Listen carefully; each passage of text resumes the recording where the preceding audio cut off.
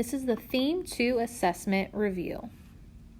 Handy Andy sells 1-quart cans of paint for $1.67 and 2-quart cans of paint for $12. So when we're writing our data pair, we know 1 quart of paint cost $1.75, and we know 2 quarts of paint cost $12. Based on this, remember the independent variable is your X variable. These X variables is representing the amount of paint.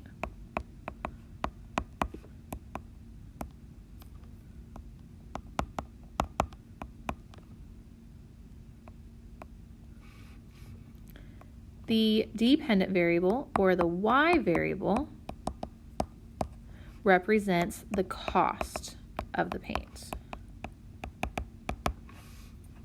Now, if we need to graph this information, the first thing you need to do is you need to label your axes. So this is amount of paint, or the number of quarts of paint. And over here, we have the cost. You are then going to scale your axes.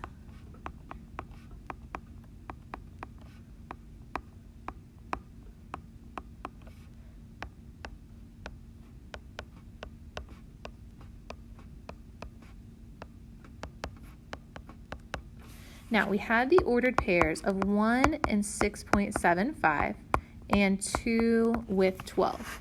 So if we go to graph those, we go to 1 and 6.75, that's going to get us close to here.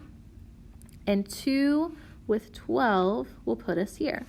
So if we graph a line that goes through those data points,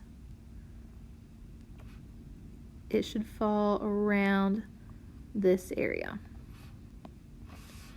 Now, based on that graph, we need to estimate the cost of 3 quarts of paint. So we're going to go to the amount of paint to 3 quarts. We're going to go up until you hit that line, and then you'll go over until you get to the cost. Now, this isn't halfway up between 16 and 18, so I'm going to estimate that the cost for mine will be $16.50. Now, how straight your line is and how accurate you plot those points will tell you how accurate your estimation is going to be. So not everyone's estimate has to be exactly the same. It just needs to get you close.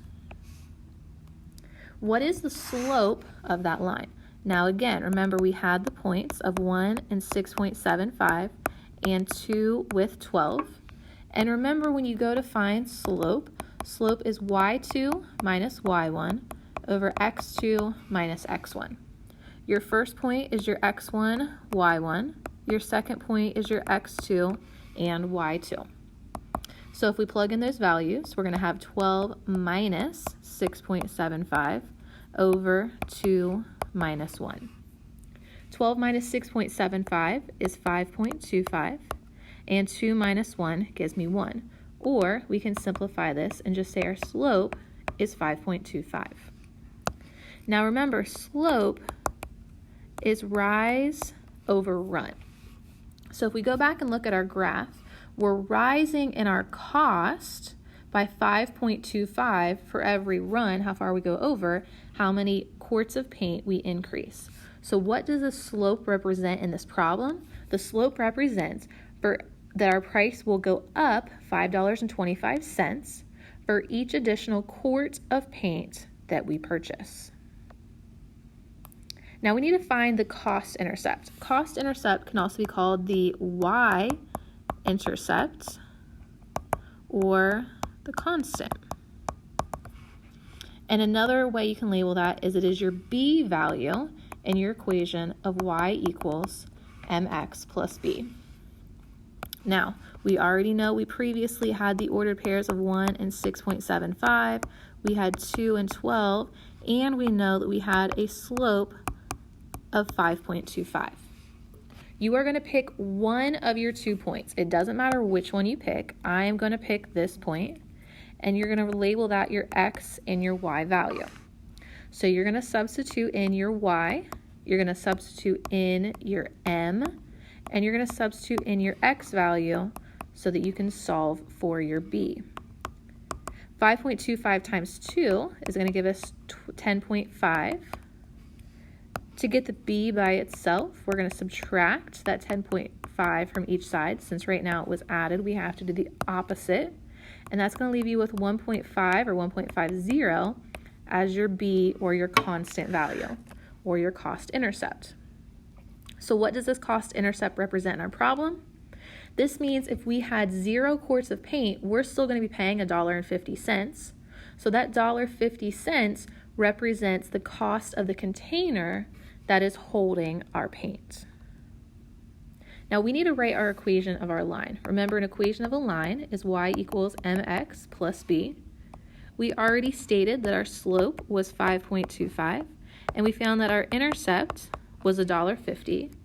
So our equation of a line can be 5.25x plus $1.50. Now, using this equation, how much would you have to pay for 6 quarts of paint? So we're going to take our equation where we have our x, we're going to substitute in a 6. 5.25 times 6 is going to give us $31.50, but we still need to add that $1.50 on at the end. So our total cost for 6 quarts of paint will be $33. If the maximum allowed slope of a ramp is a ratio of 1 to 12, so this means for every 1 inch of rise, you're going to have 12 inches of run. How long should your ramp be if it has a height of 36 inches? So if we draw ourselves a picture of this, we know for every 1 inch it goes up, it needs to go over 12 inches.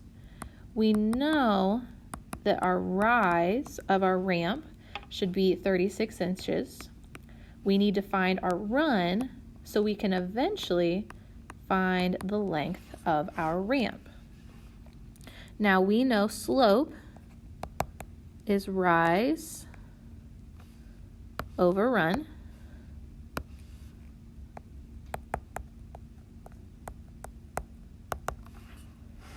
And we know our ratio is 1 to 12. The rise for our ramp is 36. We need to find the run. So if we cross multiply and divide on this proportion, we're going to do 12 times 36 divided by 1. And we are going to get that our run is 432 inches. But this problem asks, what is the length of the ramp? So the ramp is this part over here. Now, because this is a right triangle, and we know 2 sides of our right triangle, we can use Pythagorean theorem to find the length of that ramp. Remembering that C always has to be the side that is across from the 90. So for in our case, let's let 36 be our A, 432 be our B value, and then we're going to solve for C. So 36 squared gives us 1,296. 432 squared is going to give us 186,624. We are going to add those 2 values together, and we're going to get 187,920 as our C squared. But we need to get the C value by itself. The opposite of squaring C is to take the square root. So if we take the square root of both sides of that equation, we're going to get that C is approximately 433.5 inches. So this means our ramp would have a length of 433.5 inches. The graph below shows Parker's distance from home over time. Based on the graph, describe Parker's distance from home in each of the intervals. So if we originally look from 0 seconds to 5 seconds, so we're looking at this portion of the graph. So between 0 seconds and 5 seconds, Parker is moving from at his house to a distance of 15 meters away. On the next portion, we're looking from 15 to 20 seconds. 15 to 20 seconds is right here. From 15 to 20 seconds, Parker will remain 20 meters away from home the entire interval of time. Then we're going to look from 20 seconds to 25 seconds. In this interval, Parker will begin at 20 meters away from home, and he will move back towards his home until he is 10 meters away from home at the end of the 25 seconds. Candle A has an initial height of 30 centimeters, and candle B has an initial height of 16 centimeters. We know that candle A is going to burn, and after 1 hour, it'll be 25 centimeters high, and candle B will be 14 centimeters high. So let's make a table that represents this information.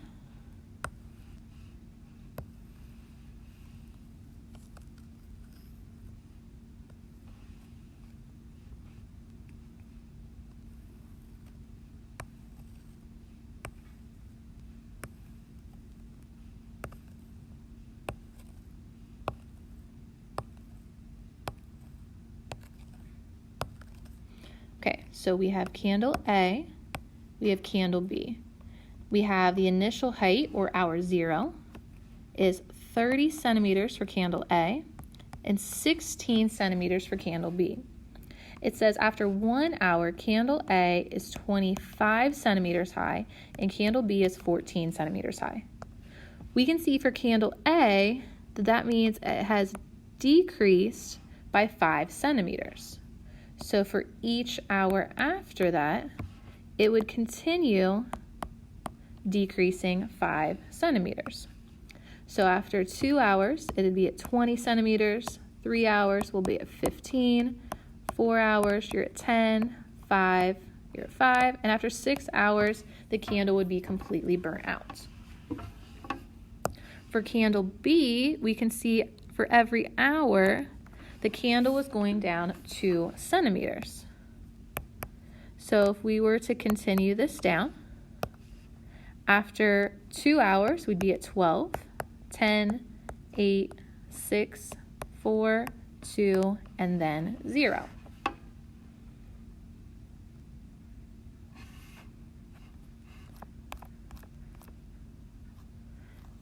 So if we come back up here, and it says candle A and B are lit, what is the candle height after 4 hours? So we come back to our table. After 4 hours, candle A is at 10 centimeters and candle B is at 8 centimeters.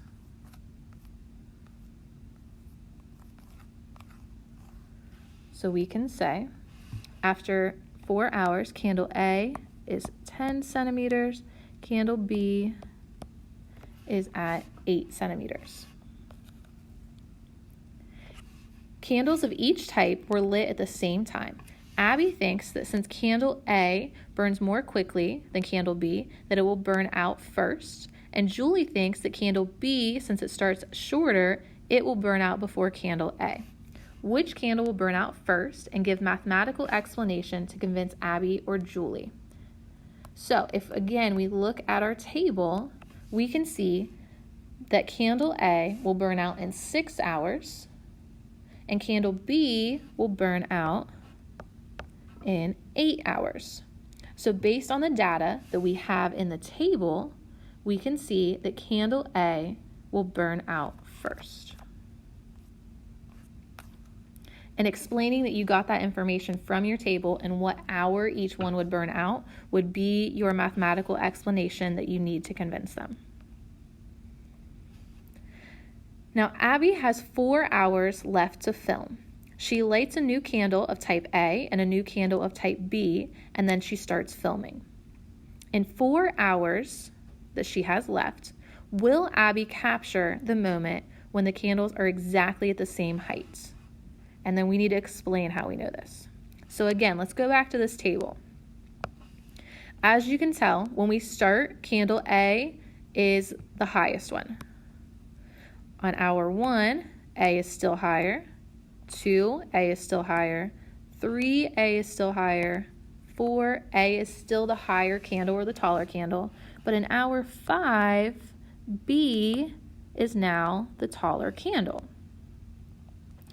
So since A went from taller in hour 4 to shorter in hour 5, that means sometime between hours 4 and 5, the candle switched which one was taller. So at some point during that hour span, they had to have been the same height. So since Abby is only recording for 4 hours, she would not capture when they are the same height, because they would be the same height sometime between hour 4 and hour 5. We have decided to use functions to help Abby think about the candles. You show her how to represent the height of the candle, h, as the function over time, which we're going to represent as t. We're going to use the equation of h is equal to k plus n times t. We first need to explain to Abby what k and n represent in order to model these. So k, this is your constant value, okay? This is the initial height of the candle.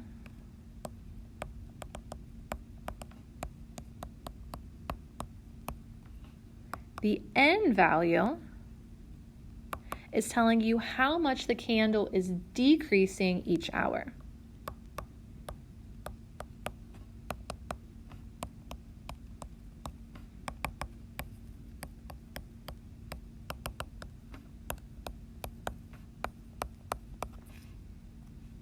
So if we are looking at candle A, we know that its initial height was 30 centimeters. And we know that going from 30 to 25 tells us that it is decreasing by 5 centimeters each hour. So if we want to write this equation, we would write it as 30 plus a negative 5 times t, or you could just write that as 30 minus 5t. So this means our candle is initially at 30 centimeters tall, and we're going to subtract 5 centimeters for every hour it has been lit.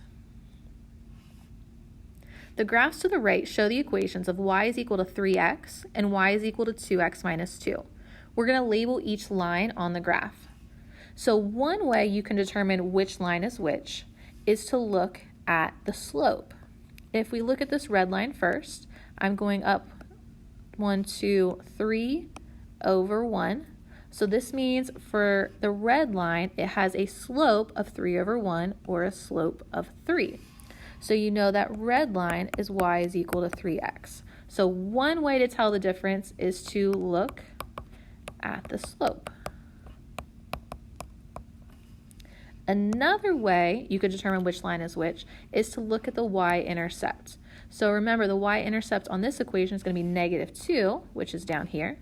Since you are not adding or subtracting anything in the first equation, its y-intercept is 0. So because of the y-intercept, we do know that this equation is y is equal to 2x minus 2. So another way to tell the difference is to look at the y-intercept. The Real Good Cinema is conducting a mathematical study. In the theater, there are 240 seats. There are adult tickets, which we're going to represent as X, and there are Y or children's tickets, which we're going to represent as Y. You cannot sell more tickets than there are seats. So the total number of adult tickets and child tickets or children tickets that you sell has to be less than or equal to those 240 seats. Now we know that each adult ticket costs $15. So you're going to make $15 for every adult ticket that you sell. And for every child ticket, you're going to make $7.50. Our goal is to sell at least enough tickets to make $1,875. Now, it is okay if you make more than that, but you have to make at least that, so this would be greater than or equal to. So we need to write a systems of inequalities that can be used to find the possible combinations of adult tickets and children tickets. So to do this, we're going to have to get the y's by themselves on both sides. On the first one, we're going to subtract x from both sides, and this is going to give me y is less than or equal to negative x plus 240. So this is our first equation, or our first inequality. On the second one, to get the y by itself, so we can get ready to graph it, we're going to subtract 15x from both sides. This is going to give me 7.50y is greater than or equal to negative 15x plus 1875. Now, we need to get the y by itself, so we're going to have to divide each quantity by 750. And that's going to tell us negative 2x plus 250. So here are two inequalities, or our system of inequalities, to represent these equations. So again, our two equations that we had, the one in the red is going to be y has to be less than or equal to negative x plus 240. And the one in the blue is going to be y is greater than or equal negative 2x plus 250. Now, it is important to remember that the x represents the number of adult tickets, and the the y value is the number of children tickets.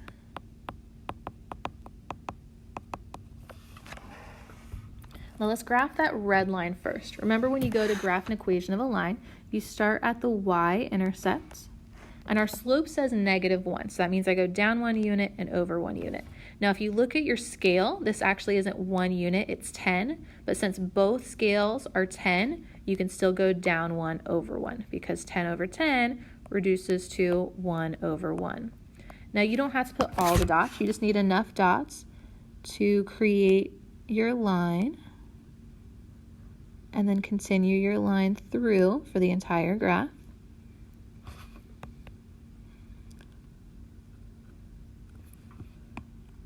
Now, this equation is y is less than or equal to this equation. So less than or equal to means we shade below.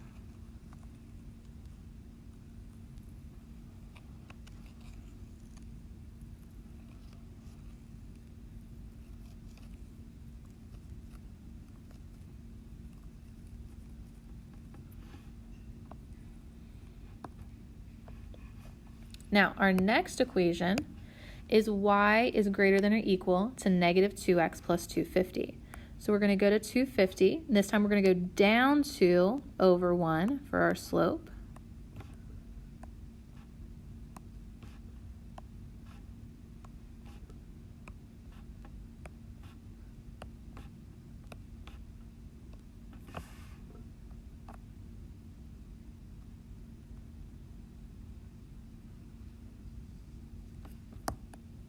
And this time it says greater than or equal to, so it means we should shade above that line.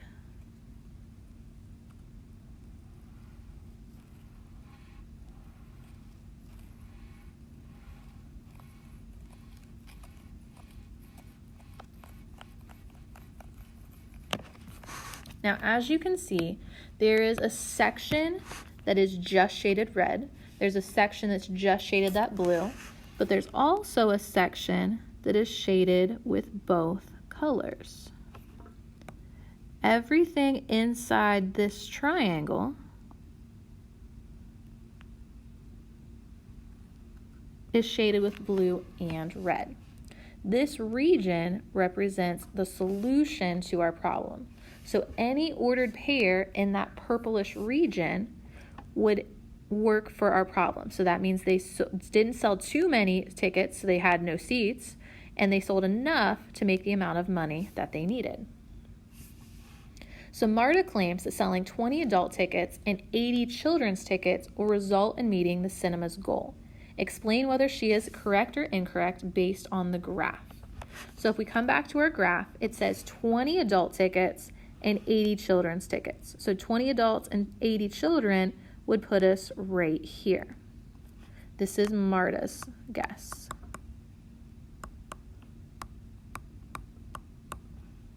Since that point is not in our purple region where all the solutions lie, she would be incorrect with her conclusion.